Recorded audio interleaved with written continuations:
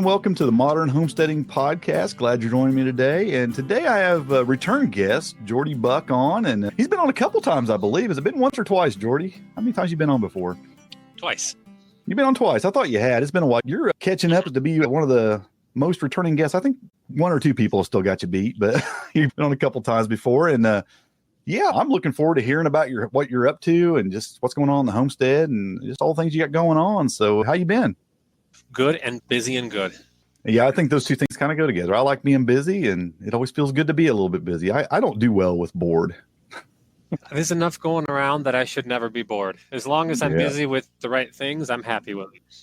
Yeah, me too. Yeah, it's those things you don't want to do, and they keep you busy. It's, wow, I don't like that. But yeah, well, I'm glad to have you back on, and I want to hear about the homestead. How's things going? What's new? I think you talked about pigs one time. We talked about some rabbits one time. I don't know. We've talked about several things, but what's going on new with that stuff? Well, new is the biggest new thing was we stepped back from the farmer's market. So just here on our homestead, I have been running our local farmer's market up in Howard City, and we ended up actually closing down that market. And I'm no longer doing market gardening, which I think is a good thing. It was one of the step backs. I know we talked about that a little earlier, stepping back for some things. I got myself doing too much in the wrong direction. So busy that started letting some things go here at home and on the homestead that I shouldn't have. And really doing a lot of deep thinking. I was just thinking of the importance of having my base solidly firm and secure here. I'm seeing that some of the things out in my garden are starting to become a little more degrading to the soil because I'm not keeping up with them adequately. And I wasn't paying enough attention to my animals. We started having some livestock problems and having to get up at 3 o'clock in the morning every weekend so I can pick and wash produce to get to the market. And the sales started going down on top of that. It was depressing because I spent 3 years building up this small town farmer's market, and it just started to be something, but then it just kind of fell flat. We had to totally step back from it. And we had some crop failures this year that was another big blow to the market garden, mainly slugs. I've never seen slugs be a plague before, but on all of my spring greens, our lettuce, our cabbage, all of the early stuff, I lost over 90% of all of it to slugs. I mean, thousands and thousands of dollars worth of produce in a couple of weeks was gone. And that was compounded by the fact that I was busy and I had been working a little later and I wasn't paying attention to the garden as much as I should have. And all of a sudden I look and things are being destroyed and I can't come back from that very well. So between all that, we had to end up stepping back from the market. We closed down most of our produce subscription delivery that I have here locally. I'm only doing a few right now. So that's the big one for the year. That was the big one. It was a tough blow, but after I got over it, I'm much more comfortable with things now since I've been able to slow down and put a little more time and work here at home. Well, it's funny how that happened. It's like something that looks like it's a bad thing, and then it turns out to be like a good thing. It happens all the time. It reminds me of that story you ever heard that story of the Chinese farmer? It's an old story. And you see these things that look like they're bad things, but they end up being good things. And then that story, you have this farmer and it's just him and his son. He's a widowed farmer and his horse runs off, his only horse. And all of his neighbors are like, wow, that's really bad for you. That horse ran off, your only horse. But then the horse returns and it brings in 5 more horses with it. And so it ends up being a blessing. And then his son breaks his leg and everybody's, oh, that's your only help on your farm. Oh, now it's a really bad thing. But then the emperor sends his soldiers around to recruit people for the army, but they don't take his son because he has a broken leg. So it ends up being a blessing. And that's just the way things are. These things that look like they're going to be this bad thing, and they end up being a blessing in the end a lot of times. It can work that way. Yeah. It's funny. I've seen that in my own life so many times. I look back on, like, I had cancer several years ago, and it looked like just the worst thing in the world. And I can tell you that the years since cancer have been some of the best years of my life for sure, because you just have a different perspective on things and it changes the way you think about things. So it's like bad things often turn into good things. Not always. Sometimes they're bad things are bad things, but sometimes you just don't see the end from the beginning. You just can't see it. And then things end up being a lot better a lot of times. Yeah. So, well, it sounds like things are working out good as far as the homestead, though. I mean, you had these failures, but it sounds like you got a lot more time now to focus on some things you actually want to do that are successful. Yeah. Oh yeah. I've been putting a lot of work lately into clearing a little more land. We talked before about all the forest clearing that I've been doing the past few years here. Mm-hmm. So I have many large brush piles everywhere still. And the areas that I haven't been working on too much are springing up with a lot more wild tree growth again, especially the wild aspens and poplars that grow back so fast. Mm-hmm. So, but I'm okay with that. We're using that for animal feed. For the rabbits in particular, most of their feed right now is tree leaves. And I don't know how many people are familiar with it, but pigs can actually eat quite a lot of green vegetation, not just your corn and soy type hog feed. So roughly 40% of our pigs' diet is green vegetation. Mostly it's tree leaves, tree fodder right now. Yeah. Now, do you put any of that up for the wintertime? Are you storing any tree fodder? I've done a few barrels of more or less a type of silage, taking just the leaves, stripping them off and filling a barrel, kind of stomping it down a little bit dense and just putting the lid on it. Yeah. It should store decently well, get into a fermentation and store fairly well. Mm-hmm. It worked last year, so I'm doing it again this year. I'm not going to have a ton, but I want to have some green something that I can feed to the animals, to the pigs in particular, give them some kind of a plant roughage that's good for their gut instead of just so much grain throughout the winter. Yeah, I put a bunch of mulberry up in the rafters of my garage one time. I just cut it in the middle of summer when it's at its peak, nutrient rich. Cut a bunch of it. I stored it up in my rafters, and I used it in the wintertime. And then I bagged up in burlap sacks a bunch of comfrey leaves, and I stored that for the winter. And that worked out really well the few times I've done that, and used, it's kind of, I didn't use it as their only feed. Of course, I was feeding them pellets and stuff too, but then I was feeding them that as kind of a supplement, and it worked out really well. Yeah, we're doing comfrey. Yeah, I got some of yours, and I ordered some more from some folks. I have right now about 350 plants of comfrey in gallon pots. They're just all springing up, and probably in the springtime we're going to plant all of them around one side of my pig pen, and that's just going to be pig feed. I've got 15 comfrey plants right now that from a couple of years ago here, and it's a great feed for pigs. They totally devour it, and they're getting used to it. So we're going to grow a lot more of that for pig feed. It's a good high protein feed that's more digestible than most greens for pigs. Well, if you're growing it in the pots right now and you're not going to plant it out until spring, wherever those pots are sitting, you're going to have comfrey also, because it's going to send down roots about 10 feet in the ground right through them pots. That'll make an interesting grid pattern of comfrey plants. They're all just yes, you will. I'm not joking. I've absolutely experienced that. I had some pots sitting one time for just a couple months, and I was lucky because the soil was super soft, but I was pulling the pots up, and I have some pictures of holding these pots up, and there's the roots are sticking down. Like I had this really long taproot sticking straight down out of the pot, about 6 foot long. I'm holding it up, and it's all the way down to the ground because it came straight up. Luckily it came straight up. The taproot did, but it was pretty funny. And that was just in a couple, like 2 or 3 months it did that. Yeah, they'll shoot roots down. Doing that. Yeah, it's pretty crazy. So I have hybrid poplar and hybrid willow trees that I started from cuttings, and they're in 4-gallon pots right now. I had to put them in bigger pots from the spring. I have about 100 of them total.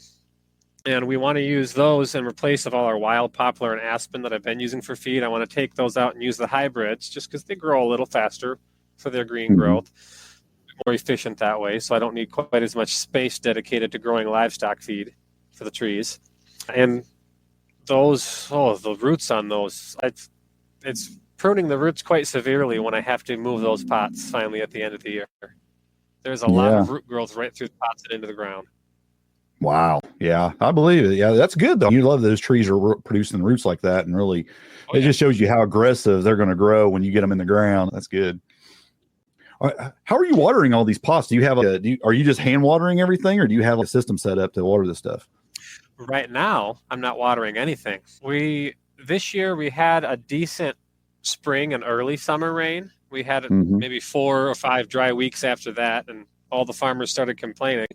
But I haven't been having a problem much at all, and I'm just attributing that to the potting soil that I've been mixing up for all these pots. I use a lot of biochar. I make and I use the biochar. That stuff is incredible. When I pair that with a good soil and I get the right consistency in the soil, I am blown away by the performance of how that biochar just holds water into the soil. The soil here, and it's a richer soil than my neighbors. They were actually slightly jealous because my soil's got a little bit more silt in it and clay than some of the land around here. I'm at about 85% sand.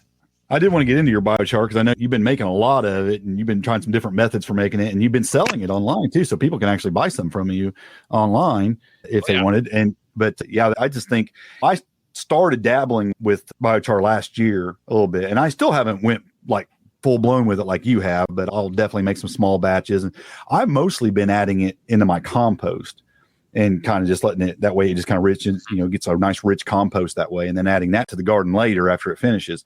And that seems to be working out pretty well because I'm not making big giant batches that I can just kind of put all over all my garden beds, but that seems to be a good way to even use it on a smaller scale for sure. Yeah. So with the biochar, the big thing is that it wants to absorb minerals and nutrients, and it starts out basically without any in it.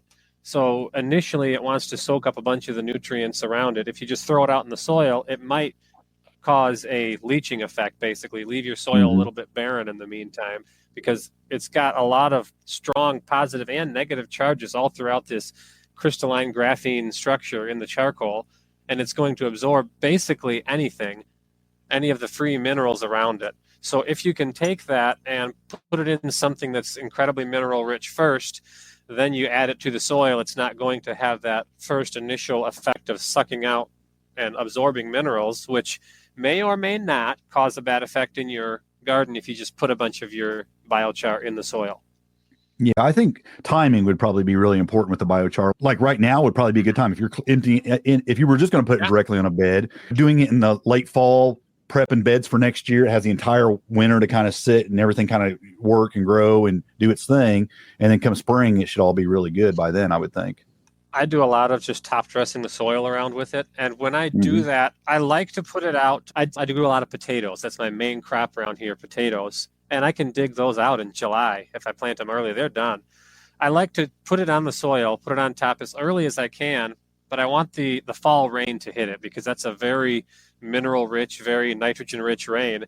And that will fill it full of a lot of good material, a lot of good minerals, a lot of good fertility very quickly and start the biological action going on in that charcoal quickly too. Yeah, and honestly, just some snow sitting on it through the winter too would probably really help to charge it up. Snow has basically all the same fertility of a good natural rainfall to it, and it sits and melts very slowly. And yeah, that's good. That's a good plan. Yeah, like I said, I do a lot of compost tea and a lot of compost, so it's biochar is just works great for that. But yeah, just small batches. But that's that's the thing. You're selling kind of small batches, but that's how people could use that. Add it to their compost pile or whatever, and let it really just kind of magnify its usefulness there, and then use it later. Absolutely. And beyond just using it in your compost or compost pile, I use it for our livestock a lot. So I'd like to clarify what biochar is. I know there's a lot of kind of opinions on that. It's a very loose science, but really all of agricultural charcoal for an agricultural purpose. And originally they were trying to call it agrichar, but that name didn't sell. So biochar was a more marketable name, and they started using that in the industry and it stuck. So it's agricultural charcoal. And when we start making charcoal for an agricultural purpose, well, the purposes are we're looking for its absorbing and binding effect mainly. We're looking to fill it either with minerals and fertility and or microbial life in the soil, filling up all the pores in it. So we want something that's got that absorption, high absorption. So in effect, what we end up creating is an agricultural grade activated charcoal. It's really more or less what we're going for. Not quite as pure as a medical grade, but it still has, we're talking roughly 98% the equivalent of a medical grade activated charcoal if it's made decently. And so it has all those same benefits. So I use it a lot in our livestock in their feed. Sometimes I'll use it in their water, and I'll use it for our chickens. I'll put it anywhere where the chicken manure will sit and collect as well. So in animals, what the biochar does is it boosts their gut health mainly by several different ways. One of them is it alters the gut pH. and it makes it slight alteration, but it makes it much less hospitable to your primary gut diseases, coccidiosis, salmonella, E. coli, and listeria. It also makes it a little less hospitable to worms. They have a harder time latching onto the intestines and staying in there. So I've seen, and I've tested this myself, but I've seen research on it where if you just use small doses, medical small doses, which is something like 1 to 1.5% inclusion in the food by weight. If you just feed that low dose continually, side-by-side comparisons of this group of animals has worms, but the ones with charcoal never had any worms throughout the entire season. And that's amazing. Their gut health is better, which means that their manure is coming out cleaner. The manure doesn't stink as much because their gut health is better. And so you have a lot less biohazard, biosecurity, contamination risks with your livestock. The animals have a healthier gut, so they're absorbing more nutrients out of their feed. They're healthier overall because their body's not having to fight as hard against these pathogens in their gut. So it helps their immune system to use all of its energy elsewhere and keep the animal even healthier. And my favorite one is it actually has a really good binding effect with glyphosate in the animal feed, which almost all feeds are going to have a good amount of that glyphosate. The charcoal actually binds it up very well in a way that it's now completely locked in. So that Roundup, glyphosate, it doesn't break down when it goes through the animal from the feed, and it causes toxicity, which it kills a lot of the microorganisms in the gut and it kills roughly half of the good species of gut microorganisms in livestock. So when we combine that with the charcoal, the good bacteria in the gut can now proliferate and become stronger, which further lessening the load of harmful bacteria in the gut. So we have even less issues with the E. coli and salmonella in particular in the gut. Interesting. Yeah. What animals could you put this in their feed? What animals would eat it? I would use it with any mammal. I know some reptile breeders actually who use it in for very expensive reptile breeding, who use it in their lizard feed. But I use it for our chickens, our pigs, and our rabbits. Rabbits eat it. Down the road, my neighbor, I've sold him some for his horses. They use it to treat certain intestinal problems in the horses. It's also really good at absorbing mycotoxins. If you may have had a mold issue in your feed, it's very good at absorbing those and holding on to them in a way that it's now out of the gut of the animal, and it'll end up being broken down by microbes later on. Interesting.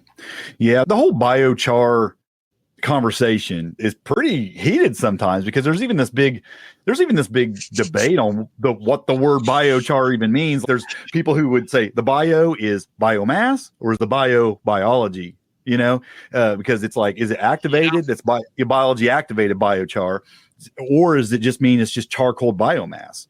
And I think you and I would both probably fall on the side. It's really just biomass. It's just charcoal biomass. And then you can activate that. But some people say it's not even biochar unless it's activated. So there's a whole big debate about that. And that gets confusing. Even people come and talk to me at some of the shows that I'll set up to sell it. The different terms of when you add your good stuff to the charcoal. I just like to use the term inoculation. I inoculate it because I think that's more descriptive. People talk about charging it or activating it, but the terminology gets so confusing. I mean, there's not really much of a standard on it, and most of what you buy is just in the pure raw form anyways. Yeah. You need to do a course on it, Jordy, and be the guy who sets the definition for all these things and say, if you want the accurate terms, this is what it is. Be the gold standard on biochar course there. Yeah, that's what you need to do. Yeah, I think it is a great thing. I need to get more into it. I mean, like I said, I've dabbled in it here and there. I think it has benefits that are just out of this world. But yeah, I think it's something definitely homesteaders need to look into because it has so many uses. It's just such a great addition to everything you're doing. Can you do everything you need to do without it? Yeah, but can you do it better with it? I think so. I think it's great additive to your soil and your livestock, obviously. I mean, they grow better with it. They're more efficient on their feed, to roughly 10 to 15% better on their feed. If I just put a little bit of that charcoal, which really all it is a very pure charcoal. I'm just putting a little of that in their feed. They grow better. They stay healthier. They're cleaner overall. I can't see what's not to like about it. It's a good thing. I wonder. I mean, chickens just peck at it and they'll eat it. You don't have any problem with like chickens eat. I assume. So, Yeah, 'cause what I like to chickens do and with quail it and is birds. is Yeah. grind it into a powder, and then Mhm. I'll slightly dampen it, or I'll slightly dampen the feed and just kind of mix it in. Okay. Okay. Yeah, it makes sense. Yeah, because the biggest problem I could see with that is just the animal not eating it, especially something that's a little more pecking at it, like a chicken or a quail or something. They can actually see what they're pecking at. They Chickens and probably would never rabbits pick that up. have multiple things in their feed bowls. They're gonna throw it all out and only get what they want. Yep. Yep. I've seen that. So yeah, it just have to be a kind of how. Hold the feed with it. Right. You just have to be kind of strategic on how you're getting it into them for sure. Interesting. Eventually, I'm still saving up for it. I've used my equipment fund for too many other things already for the third time now. So I'm saving up for a pellet machine and a hammer mill, and I want to be milling my own. I've got all my recipes that I've been working on here, various gut health supplements for livestock, using things like my Jerusalem artichoke, comfrey leaf, white mulberry that I grow, our biochar, and milling a pellet out of that you can then just in small doses just put in front of basically any animal, and they're going to pick it up and eat it because of what's in it is good and very beneficial for them. So eventually I want to start producing that and selling it. Yeah, that'd be a great idea. I think that would be but that equipment isn't cheap. That's for sure. I mean, it's quite an investment. I'm looking at $10,000 for starting equipment. Yeah, it's crazy how much that stuff is. But I mean, in long term though, it could be something profitable for sure. Folks are looking for it's a good product. Yeah, folks are looking for a good, clean, something to feed their animals that's not just this commercial stuff that's just full of everything they don't want. They're looking for that, I think. Well, nice. So you got a lot going on. You're still cutting lots of firewood then and stuff like that. It's coming up on time of the year. You've probably been cleaning out the old woods. Oh, yeah. I have, I think, 6 cords of wood laying down that I still have to finish stacking. We'll have about 12 cords stacked up, which is going to be about 2 winters worth if I actually get the wood stove in my house. Right now, our wood stove is in my shed, just this office here that I use. It's another one of the things we're saving for is to get a nice wood cook stove. And we want to replace both our furnace and our standard gas stove with a wood cook stove. Oh, nice. Yeah, that'd be fun. Those are just, it's an adjustment. Yeah, it's definitely different, but there is definitely a level of preparedness and security that comes with that too. I mean, I like him. I know Ben Falk, he's big on, I don't know if you ever watch his channel or anything from him and his book that he's written. And he uses a wood cook stove and everything. And he uses that to heat his water in his house and everything else. And it's really interesting to see how that all works. My neighbor has one, actually. I'm probably going to buy the same one he has. Yeah. Does he have the water tank on the side of it that heats the water and everything also? He's going to add one. A lot of them come with, or they have the option that you can buy separately and put in a little stainless steel tank inside, kind of off to a corner. They have a spot inside where you can put a 5 or 10 gallon reservoir and little inlet and outlet pipe that you can connect to your water heater tank. And that becomes both the flow control with the heat and the heating source for your hot water. Yeah, it's really neat how they design those things to work like that. And like I said, through the winter time, you could definitely have some security as far as hot. You don't have to worry about extra bills and things with the heat bill and the water. If you did say you had electric water here before, you could definitely reduce that and get rid of that. You could really make a big difference on bills and just having that backup as far as just always having that as a source for those things for sure. Yeah. Yeah, it's not cheap for me to heat our mobile home with propane, even though I just went through and re-insulated everything a little better. It's probably around $1,200 if I'm really careful and a little bit stingy with the heat, just for heating with propane. And so just for that, if I pay $4,000 or $5,000 for this good wood cook stove that's also going to heat my water, I don't have a problem with that. Yeah, for sure. Yeah, it gets us back to that mindset of doing this for the right reasons and having security in it and preparedness and just kind of turning back the clock on a few things that have become more modern, but also more reliant on the way things are. If you anytime you accept some modern comforts on things, you also set yourself up for a little bit of risk if those things go away for any reason. So it's nice to have those old ways. You'll have a more failure prone, or at least when there's a problem, it's a bigger deal. Yeah, You look at absolutely. every few years they have an issue up in Alaska where they can't get the fuel delivery in because it's Hmm. too much ice in the sea or whatever, and towns all over up there are having a hard time because they're not getting along without their fuel oil. They burn mainly fuel oil up there as their standard heat source. But if they can't get that, they have a lot of trouble. Even you'd Oh think yeah. maybe up there they're more adapted to living without things, but they still, it happens every few years. Yep. Yep. You constantly hear about stories about that. And yeah, just as a people, we need to have our mindset kind of changed a little bit on not being so dependent on things. Yeah, these things are great for convenience and they can save you a lot of time and a lot of work. But there's just something to be said about having that peace of mind of having some good backup systems, at least, even if you It's don't good use to it have every another day. option. Yes, absolutely. Absolutely. So yeah, I think the stove and the water heater and all that kind of stuff is a great addition to a homestead. Even though it's costly, those things aren't cheap to add on for sure. But once you get them, they're paid for and they're there and always be able to use them. So yeah, great. Well, what else do you got going on these days? You're doing some different things. You always got Yeah, things in the cooker. I have. Sometimes my wife gets after me for that because I've always got some interesting things that I'm working on and planning. So Yeah. besides all the biochar and the cutting of wood right now, which that's been busy. Oh, the big thing has been our pigs. I increased our number of pigs. Maybe went a little bit overboard this past year. They can populate quickly when you have 6 to 12 piglets a litter. And we got up to 29 total And pigs, which is only a couple litters. But I have 3 breeding sows right now and my boar. So we got a bit too many for how non-intensive I wanted to run the operation here. I don't well, want anything that requires too much maintenance too quickly.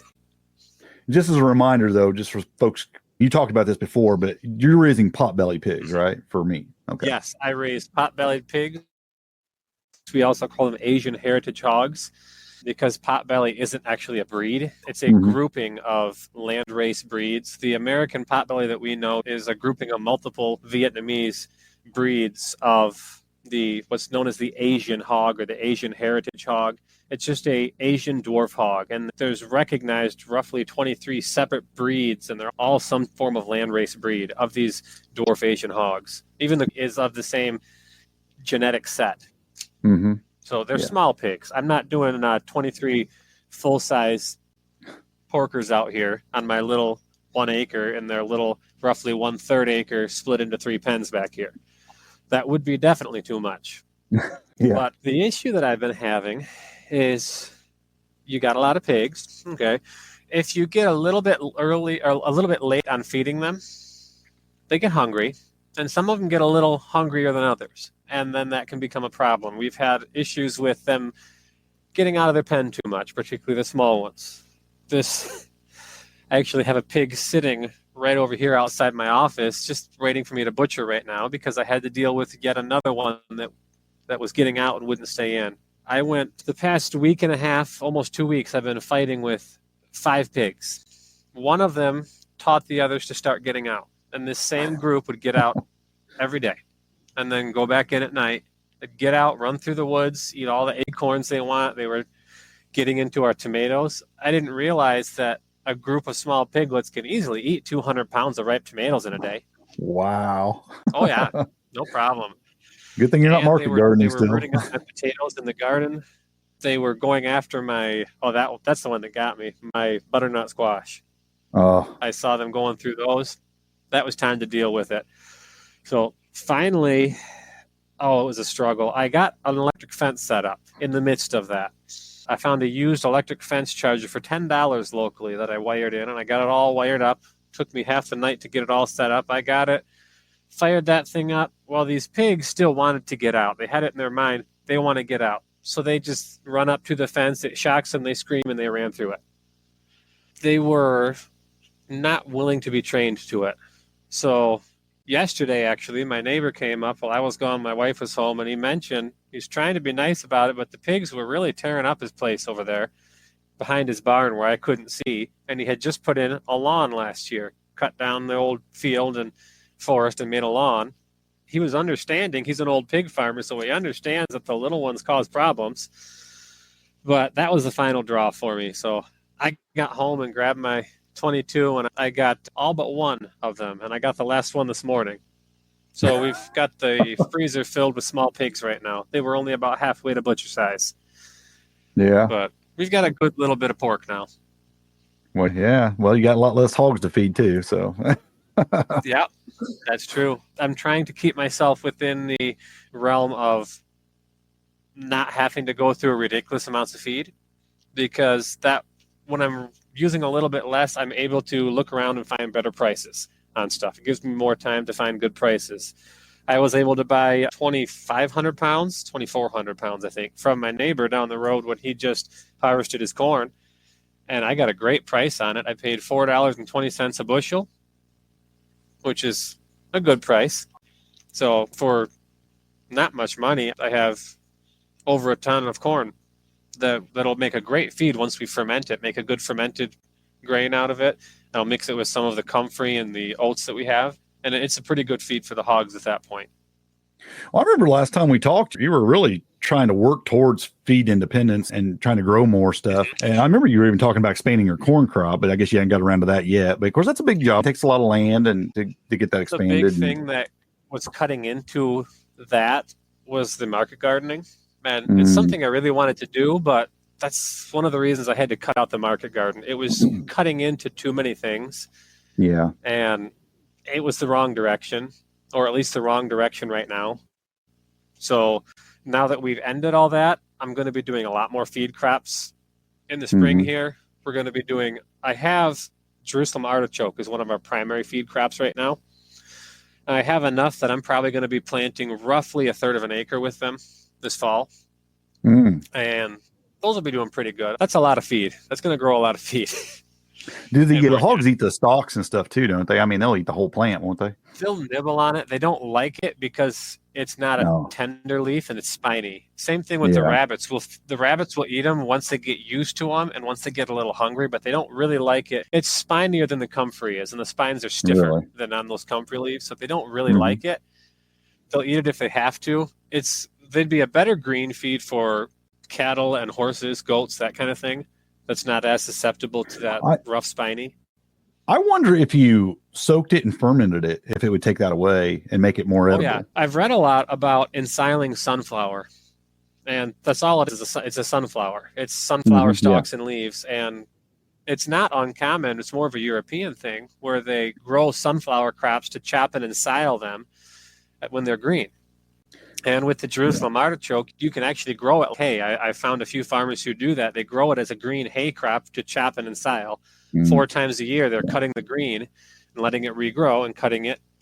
Yeah, it's an amazing amount of biomass. That's why I was mentioning it, because I was thinking, man, if they'd eat that, that's a lot of biomass right there. Because I know I got some of You'd want to cut it and harvest it before this. If you want to use the stalk portion, you want to get it when the stalk is still tender before it gets so much of that woody cellulose to it. Yeah, I know I got those ones off of you that I planted, and those things are over 16 feet tall. They're huge. They never did flower though. They just stayed green. Yeah, they will. Mine usually flower end of September, kind of early October, that area. Okay.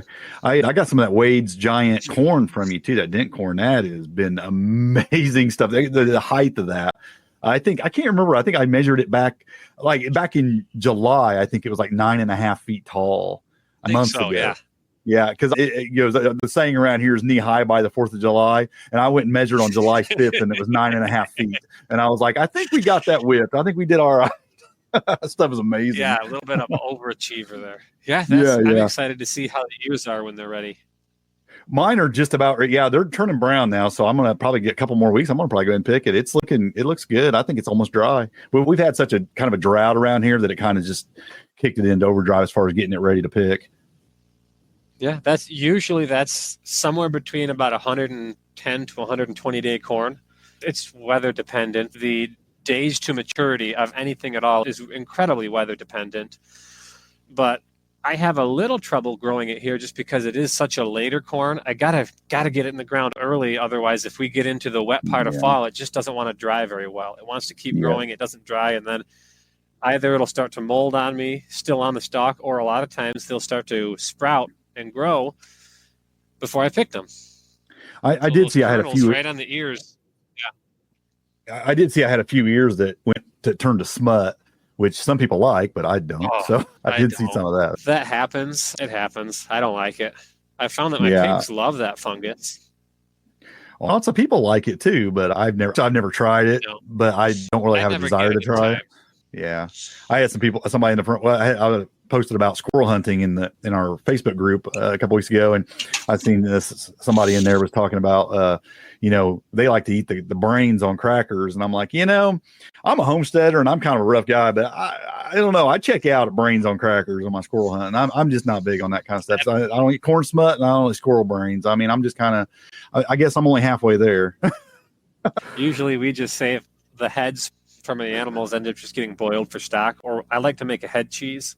So we'll boil the tar out of them and then render that down and make a nice gelatinous loaf. Add some seasoning to it. Yeah, see, I believe everyone. I think it's great when people can go that next level on everything. But I just ain't quite there yet. I kind of stop at the meat and the few organs. I'm still getting my family used to eating organ meat. Liver is the one that gets them the most because it's the most different. The other ones, I can just throw it into the ground pork and nobody knows. But I got to stretch the liver out a little bit.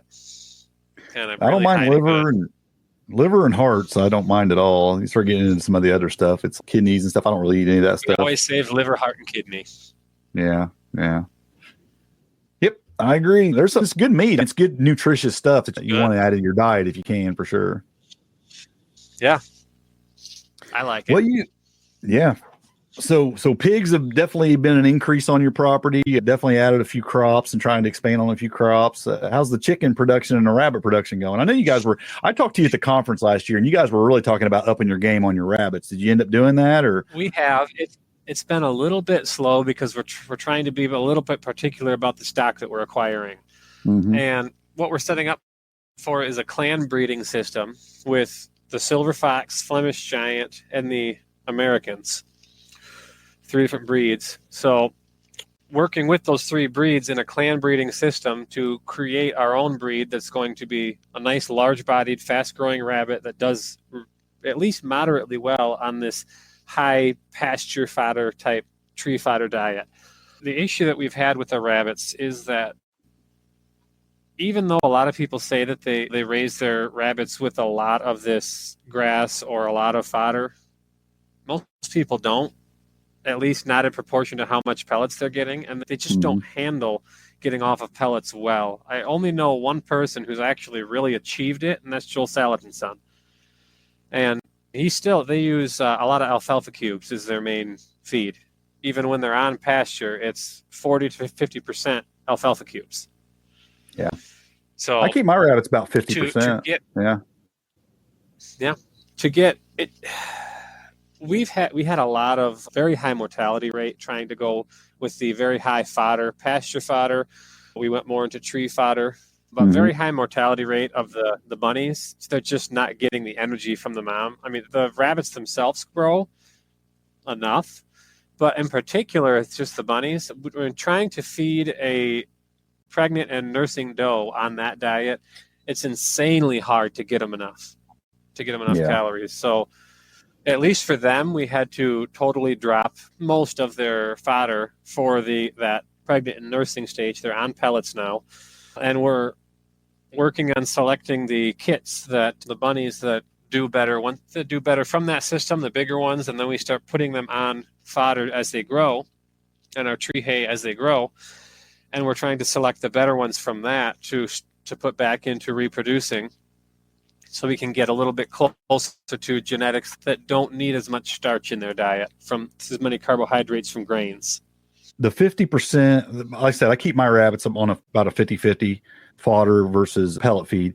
And the thing is, I would say that 95% of that green that I'm feeding them is mulberry leaves, dandelion, and comfrey. And it's probably mostly, I would say mulberry is probably the majority of that, honestly.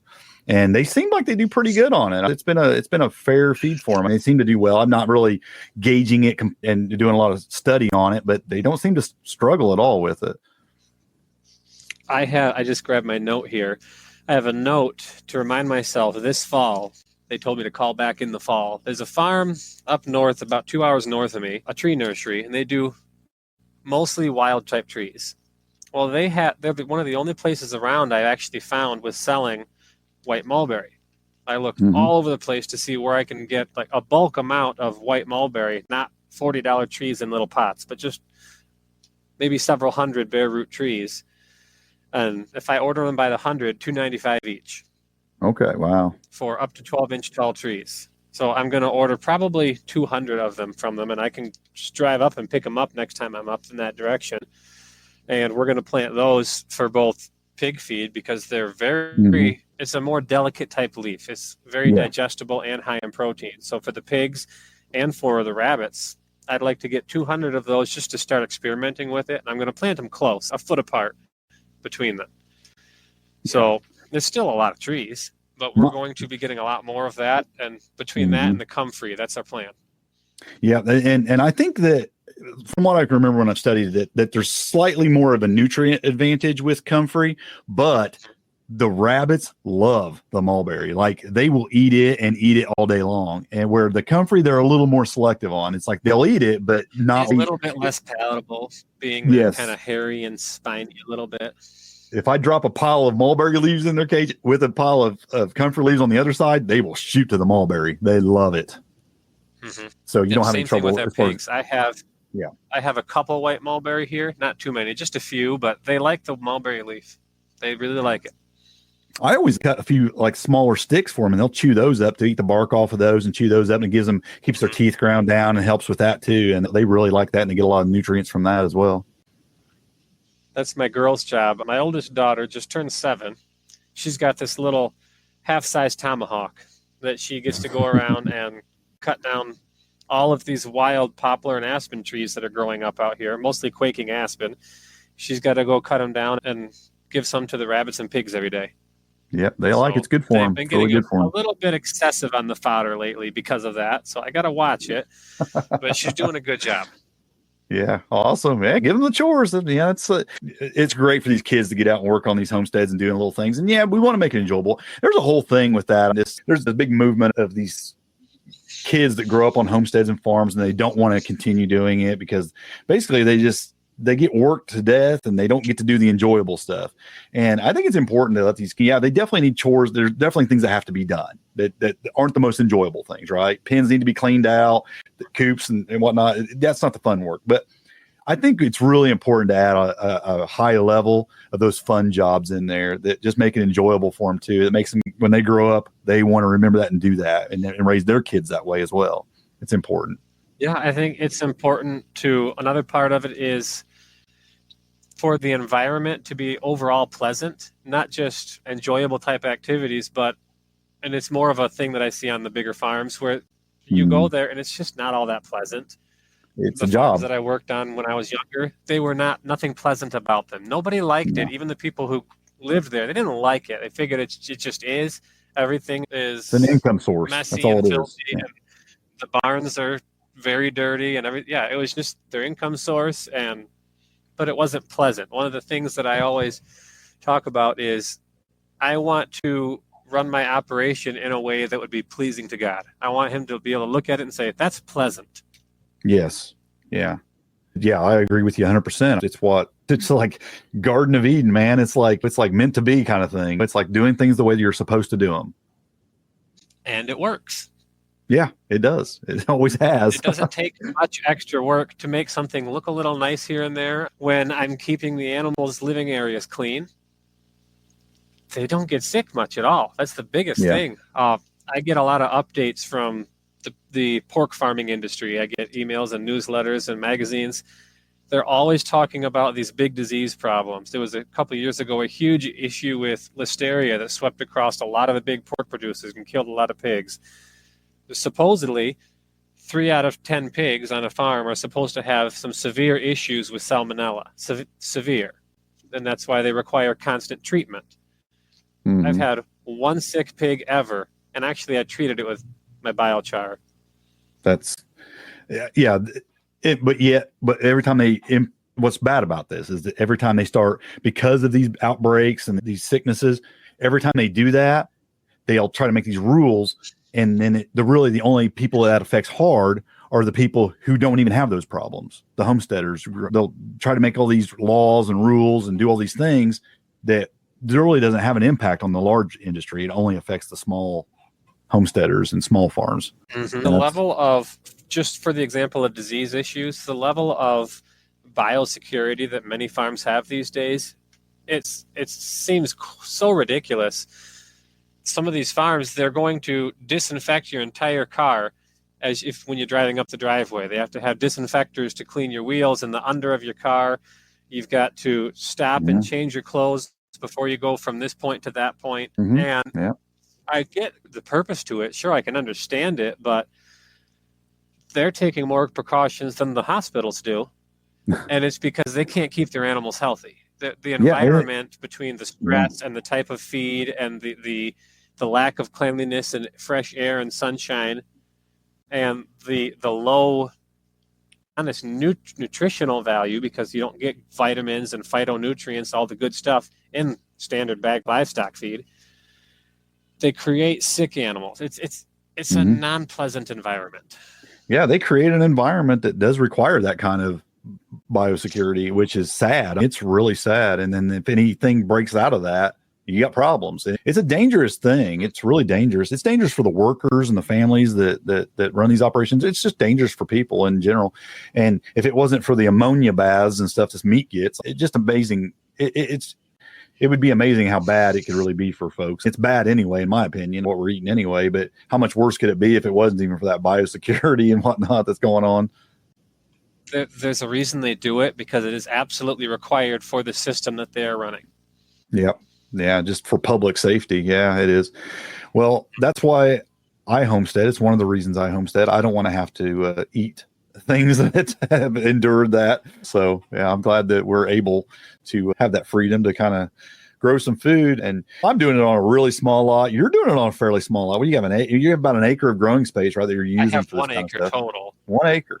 Total. Yeah. So that's the thing. Folks just tend to think, and we've talked about this before when you've been on before, that you need this big, giant homestead, and you just don't. You can grow a major part of your food on a really small piece of land. Me on a really small piece of land, you on a fairly small piece of land. I am producing far more than my family needs to eat here right now. We don't eat it all because I sell some. I'm still selling some, just not at the markets. I'll sell some bulk here and there. I think I still have over 1,000 pounds of potatoes to dig out of the ground. Every few days we're digging another wheelbarrow load and just storing them in crates in my little office here. We haven't bought any meat in years now. We produce all our own meat for our family of 5 kids. That's great. And the system that I've worked on cultivating here, it doesn't take a whole lot of time the way I'm doing it for the most part. The market garden, that was a little more intensive. I grew thousands of pounds of potatoes this year. I didn't have to water them once. I never used any fertilizer whatsoever. I didn't even weed them once. Wow. Yeah, that's great. Yeah. I haven't been able to keep up with the weeding. We've had this serious drought this year, and it's funny how that droughts will affect your actual crops, but it doesn't seem to phase the weeds one little bit. Nope. They will grow just as thick as they ever would. Yes, they're very hardy plants. Yes, that's they don't struggle. Well, you're doing, like I said, you're doing a lot of great stuff up there. I did want to, before I let you go, I want to talk about a newsletter you're putting out. You're actually doing a written newsletter now and mailing it out, and I love that. Yeah. So many people love that. Everything's online these days, and I'm an online guy. Everything I got's online too. But I love that you're putting out a newsletter. So let's talk about that. What inspired that? Well, I love to write, and I've done a lot of online writing, but I don't like the whole living online so much, and especially with seeing so much stuff on social media, it kind of it's pushing me to be more physical with things. So I put together a little physical booklet. It's a compact magazine. The technical term is just a zine, apparently. And it's just a little 16-page booklet, and it's called Grow Your Life magazine. The whole thing is printed in black and white. There's no color. It's the content is written in almost a short form type of writing. It's very concentrated. It's very boiled down, but also incredibly detail rich, useful information, which is what I like. And the point of that was that I know a lot of people want to get their hands on something real and physical that they can hold on to. And I'm subscribed to a lot of homesteading type, agricultural type magazines, and most of them don't have a whole lot of good use and function to them. There's nothing wrong with a lot of good, pretty, flowery type articles and some rich history and backstories into different things. But I read through my third July issue of magazines that I got, and I couldn't learn anything from them. I wasn't finding anything useful. So I put my own together, and I started offering it to a few people. I have them listed right now on Etsy at my Northern Homesteading Etsy store. And I've got a lot of great feedback on it. People like just how useful it is. One woman sent me a picture of her magazine full of highlighted areas that she was going to use for future reference. And that's the point, is it's almost like a reference guide, very deep information into specific things. Just looking here at my latest one, we have talking about different types of poultry for egg laying, simple, easy, and cheap recipes for home cooking. We have the better way to garden, as I call it, which is kind of like the Ruth Stout type gardening methodology. Just simple, practical type gardening. We have keeping pigs on small properties. I have a very in-depth article on comfrey here. I've been doing a lot of study into it since I've got so much into the different ways it's used. And oh my goodness, comfrey has become my new miracle plant. It's been my favorite plant. Oh yeah. I have scoliosis trouble, and it can be pretty bad at times. And I cannot take any of the standard anti-inflammatories. I have been hospitalized twice from aspirin. I can't, any of those kind of things I can't touch. I have found that comfrey takes away a lot of the inflammation in my back. When I just make a comfrey tea, I'll do a comfrey with chamomile and a little mint in there. And I can't believe it. After I was reading and researching that comfrey is supposed to be good as an anti-inflammatory, so I tried it. I'm amazed. So I got just as a disclaimer here, Jordy, we got to throw the disclaimer in here. You're actually not supposed to take comfrey internally. There's regulations on that. I want to stick it out there that we're not recommending that. You do that, you'll make your own decisions on that. Yes, there are people do about it, especially with the common comfrey, the more wild type comfrey. There are some cautions about that. It's a little bit less of an issue when you're talking about the hybrid type comfreys. And the issue is it's the alkaloids that are in the leaf have the potential to cause a toxicity issue if they build up. There's no known cases of it happening, but there's a potential. So you got to mention it. Well, you have to put it out there. You have to put the disclaimer out there. Hundreds of thousands of people do take it internally. But you're legally not supposed to. Let's just put it that way. So we just want to put that out there that everybody makes their own decision. There are some people who do prescribe it, but there's cautions with it. Yes. There are definitely some regulations to that you have to adhere to, so that you're supposed to adhere to. So we want to put that out there. Topically, even there, you're supposed to limit it. Technically, you're supposed to limit it. I make and even sell comfrey salve, so it's something we use here all the time. I know the medical advice I have for it says don't use it for more than 4 weeks. After 4 weeks, take a break from it. Just in case, the slim chance that there's a toxicity buildup going on, that'll give you some time to clear it out. Yeah, it's got plenty of uses, though. We use it, like I said, feed, fertilizer, as a herbal remedy. It's just got, I've done whole podcasts on it before, though, but it's definitely the number one plant on my homestead. I have more of it growing than anything else. It's everywhere. I just have it everywhere. It's a good plant. I'm glad you wrote about it in your little zine there. Zine's a technical term, I guess. I have to start calling it that.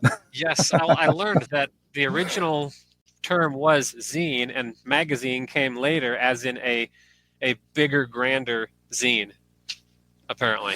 Okay. Well, I know I've gotten a couple copies of it. I like it. It's really good stuff. You're right, though. There's something about just getting something in your hand. I'm the same way with physical books, though. I would rather have a physical book than an ebook.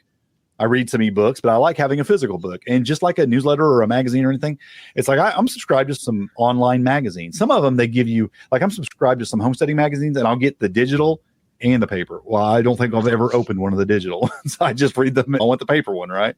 But here, I tend to overlook them. Yeah, I like getting it. And as a guy who puts out a newsletter, weekly, I like it that people open my newsletters and read. I hope I try to give them some valuable information there. But there is something valuable about having paper in your hand to read, and I like it. Yeah, there is. And the purpose of this Grow Your Life here is really, you can read it, you can set it on your bookshelf or in your filing cabinet and save it for future reference. I'm writing them so they're so information rich, so they'll be very useful for future reference for many different things. Well, we'll definitely get a link in the show notes to that so people can go check that out. And if they want to get that, because I think it's a valuable resource. You got like a yearly subscription, or you can just buy a month at a time, which I think is I have a nice 12-month subscription, or you can just buy the current issue, and that's just at my Northern Homesteading Etsy store, which is northernhomesteading.etsy.com. I'll definitely or you get can just Your Life magazine on Etsy, and it'll come up. Awesome. Okay, great information. Yeah, I'll get the link in, or people can just search for it and check that out. So yeah, I think it's like I said, I've enjoyed reading it. Just the little time I spent in it, I was like, yeah, I like just holding something and reading it. It's kind of fun. It's neat to get something in the mail. It just takes me, of course, I'm an old man, so I grew up getting things in the mail and that anticipation of once a month a thing coming or whatever in the mail. And I miss that. It's nostalgic for me to get things in the mail like that and read them. Times have changed. The whole putting everything online so much, it makes things more superficial. Yeah, and it does. I have found that just for me, yes, getting something physical, I read it differently. I think about the information differently. I'm able to really sit there and think on things better when I'm reading them. If it's actually something that I'm holding physically and reading versus online, it's harder.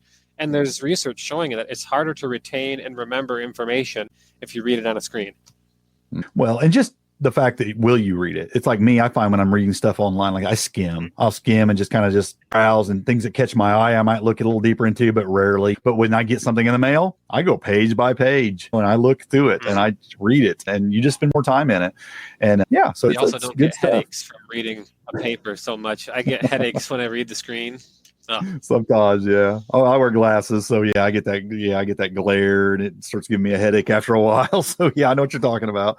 Yeah, good stuff there, and yeah, definitely keep up. We can just keep up on all the latest things of what people need to know. I seen that you're writing an article about chicken breeds and things like that and stuff. And it's just valuable information to have. And this new one that you got I think you're just getting ready to send it out. I haven't got it yet, but it looked like it had some great stuff in it. I can't wait to get it. It's in the mail, so all right, it should show up probably Monday.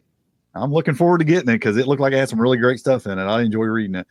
As a blogger, to me, it's what it is. It's like a lot of just really in-depth blog posts, just in magazine form, which I like. And without any of the frill. I'm trying to keep it small so that I can ship it with just a standard one stamp. I'm trying so hard to keep it. If I can keep the whole thing up to 1 ounce of weight, then I can ship it for one stamp. Otherwise, it costs me about $1.50 to ship. Yeah. If I go 1/10 of an ounce over. I know. I do some shipping. I bet that biochar is not too cheap to ship, isn't it? Because you're doing like a gallon bag of that or something, aren't you? Yes. The big thing is I have to make sure that it's well dried. I can pay triple shipping on it to send it out if it's not very well dried. I water quench it. Once I'm done cooking it, I get it to right where I need, and then I'll water quench it. So it starts out wet. And that's great for handling because it doesn't get dusty, but it adds a lot of extra weight. And it's hard to dry out that biochar. It doesn't want to dry out. Could you put it in a dehydrator? I usually I'll set it out on a big black tarp in the sun. I'll leave it out for a week or so, as long as it doesn't rain. If it rains, I'll start over. Yep. Yeah. I built a solar dehydrator here just recently, and I bet something like that would work really well for biochar drying. I've been wanting to. We replaced all the windows in my mobile home, and I had all these old single pane windows, so they're untreated, no film on them, nothing like that. Well, somebody was playing with their BB gun, and I noticed that every one of them had at least one little hole from a BB through it. No. Oh no. Well. We had quite. The joys of children. Yeah. I lost all my old single pane storm windows to a BB gun and a 6 and 5-year-old. Are they glass or are they plexiglass? They were glass. Okay, yeah, So they're there were done. little cracks and holes and shatters, and they're gone. Done. Oh well, Then we spent like I 2 said. days picking up the glass. Oh no. Well, like I said, that's the joys of children, and yeah, it's the good and the bad, but mostly good. Yep. The good is better than the bad. I was sitting in my house one day, and all of a sudden, a shoe comes flying through the back window. I remember when my girls were out on the swing set, and they were seeing how far they could fling their shoes when they was coming off the swing. They were going forward, and one came right through a back window of the house one time as I was sitting in here, and glass was flying everywhere. I was like, "You got to be kidding me!" Anyways, that's part of the fun of it. You hate it in the moment, but then years later, like right now, I laugh about it. And it's just one of the things I miss about having kids in the house. You know what I mean? It's wild. You'll miss it later. Anyway, well, Jordy, if you ain't got nothing else you want to throw in there before we get off here, I guess you've given us a ton of new information and you give us a good update and you got some new things going on. And I think people have enjoyed hearing about it. So anything you want to say before we let it go? I would encourage people to get a little bit off the fence about getting started into growing or producing some kind of food of their own, either doing a little bit of small scale, small livestock, or growing something in the garden that's actually some kind of a food that you can actually get sustenance from and store up and save of some sort. Maybe some kind of potatoes or squashes or something where you can get a little bit of your own food security started and a little bit of skill and understanding on how to put that together. Because I know a lot of people are intimidated by that, beyond growing a little bit of fruit here and there, or maybe some tomatoes here and there. But I think it's a very important thing. That's been a lot of the classes that I'm teaching here locally are on growing and producing actual sustenance foods. And a lot of people are very maybe clueless or just uncertain and not willing to start because they're not sure where to start maybe, or it just sounds like it might be too hard to do. So I would encourage people to look at some kind of a way where you can start doing some kind of a level of your own home food production. Yeah, it's a good word. It's been my passion since the very beginning is that so many people put it off because they just want to wait till things are perfect or they've got this setup or they can just grow everything they want. And yeah, it's been my advice since the beginning as well. Just where you're at, start growing something, start producing some kind of food. Pick a little something and try and grow it. Just something simple that's probably going to grow in your area. See what you can do with it. If you fail, that's okay. I failed a lot for a long time.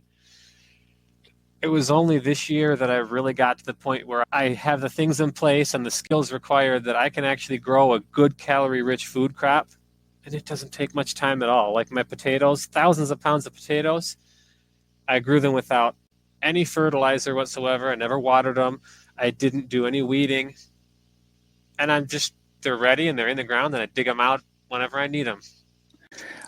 I know there at one point, like in the beginning days of my homesteading, I had a bunch of those really cheap, long growing pots that they're like 2 foot long and maybe 8 inches wide or whatever, the long planters.